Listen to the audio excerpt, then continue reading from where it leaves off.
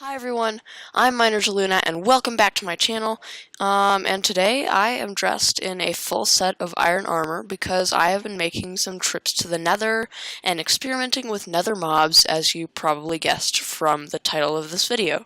So today I am going to be giving you some tips about being in the Nether in survival Minecraft, and these tips are mostly for beginners, I'd say, because I didn't go very in depth, but personally I learned a thing or two that will probably end up helping me out, and hopefully you learn a thing or two too.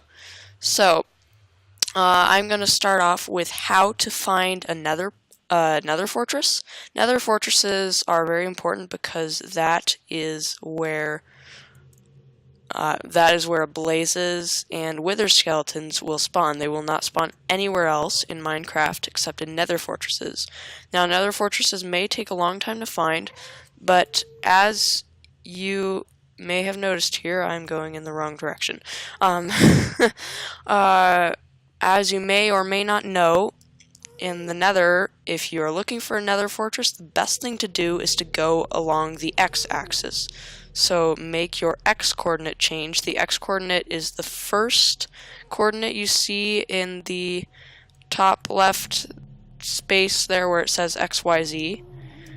And you basically just travel in one direction along this axis until you find a Nether fortress. So on your screen right now you should see screenshots of different Nether fortresses, and those are from earlier when I was doing some testing. I was trying to figure out how fast you'd find a Nether fortress, and I discovered that if you travel in as straight a line as you can along the x-axis, on average, in my testing, you will find a Nether fortress after 749 blocks. And right now we are trying to find another Nether fortress just to prove the point.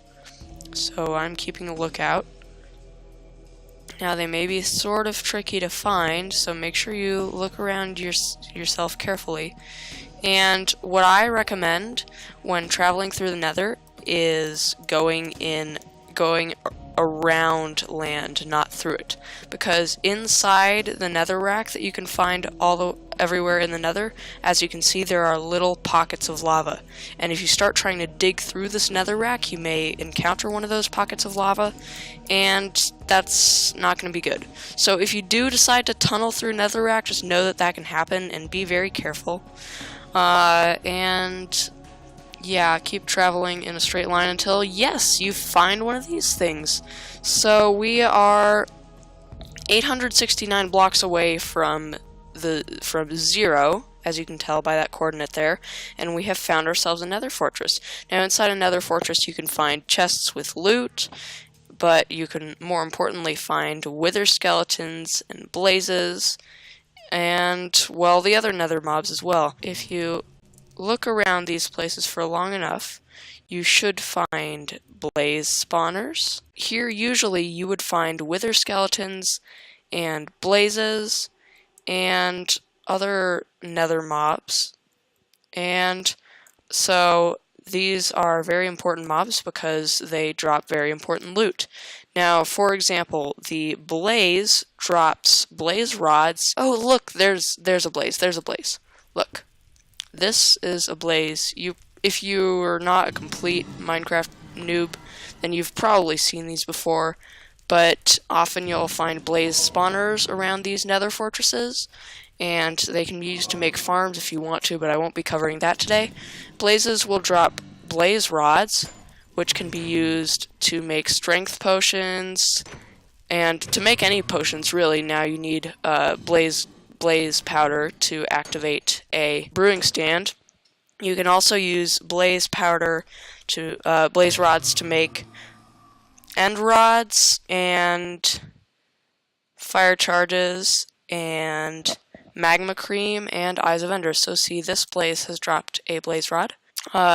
You will also find zombie pigmen everywhere in the Nether, not necessarily in Nether fortresses, and oh, here's a wither skeleton.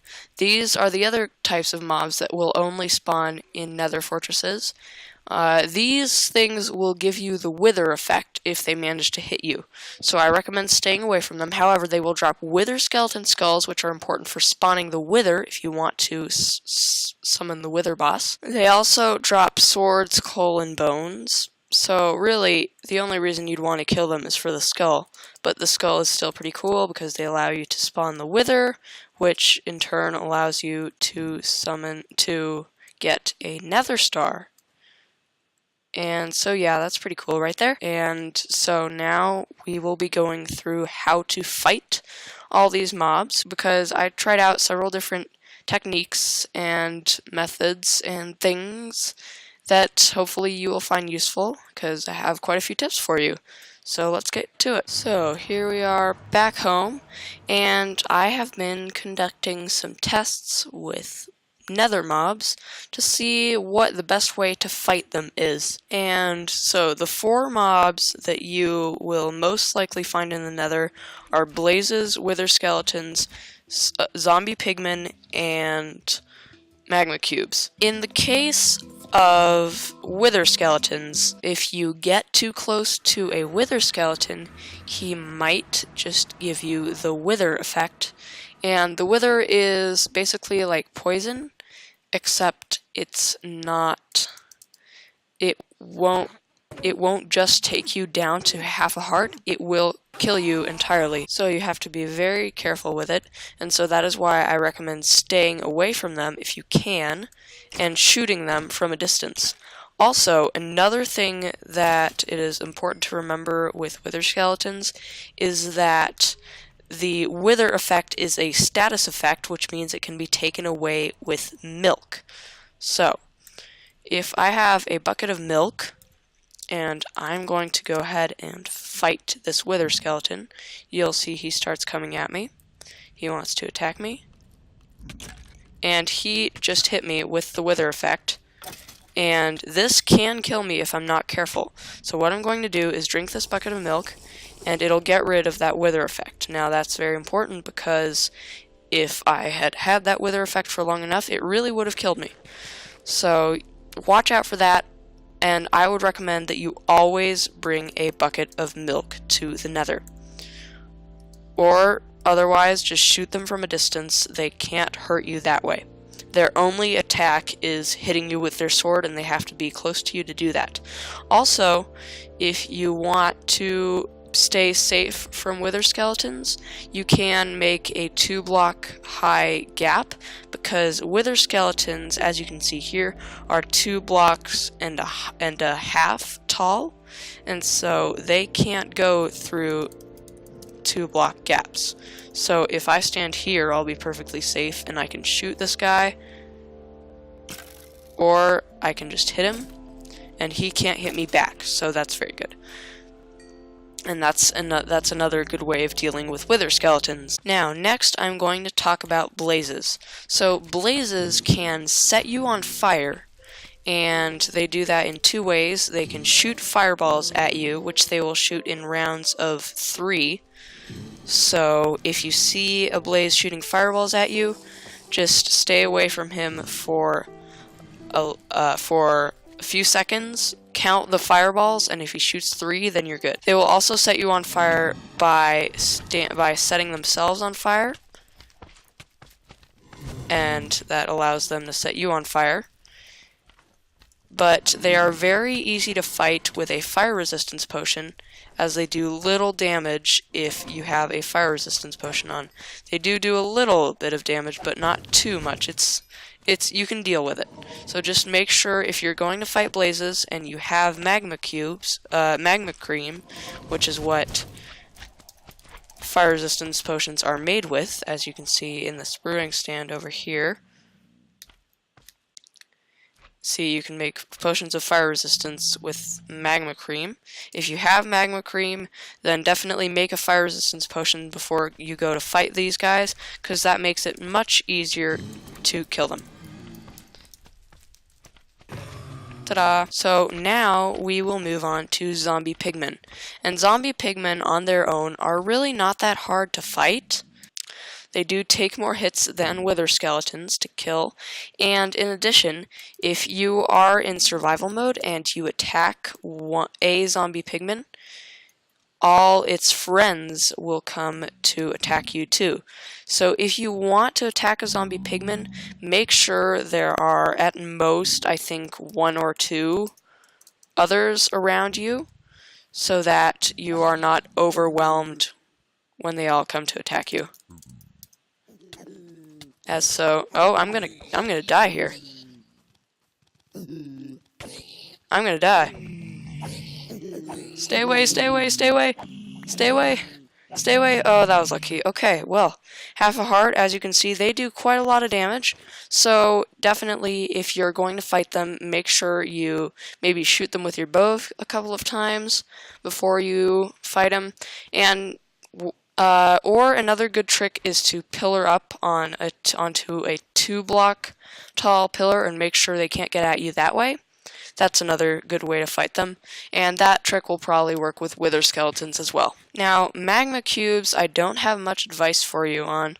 They are basically like slimes, except that even the little ones can damage you, and also it appears that only the big ones and the medium-sized ones drop magma cream, which is a little strange, but anyway, they're good to fight because you can make potions of fire resistance using the magma cream that they drop.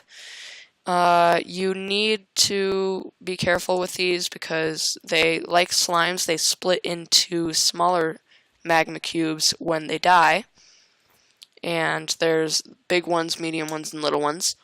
So definitely try to shoot them with your bow as much as possible before you go in with a sword. Now, I just realized I almost forgot about the ghast. So, the ghast is a flying mob, obviously, that will spawn pretty much everywhere in the Nether. It's a huge mob, too, and it's sort of tricky to kill with a sword because since it flies, you have to catch up to it when it gets low enough to the ground. So the best way to kill a ghast is with a bow, and you have to watch out for its fireballs. Wow, that was one-shot kill. I don't think I've ever seen that before. You have to watch out for its fireballs because they explode and they can hurt you quite a bit. So I recommend punching them to return them to the ghast. There's an achievement for that, in fact, called Return to Sender. I'll spawn in another one. Yes, you see this one is shooting fireballs. So as you can see, the ghast launches explosive fireballs. And I can't manage to hit it back. Come on, shoot at me again. Please. Come on, ghast, please. There we go.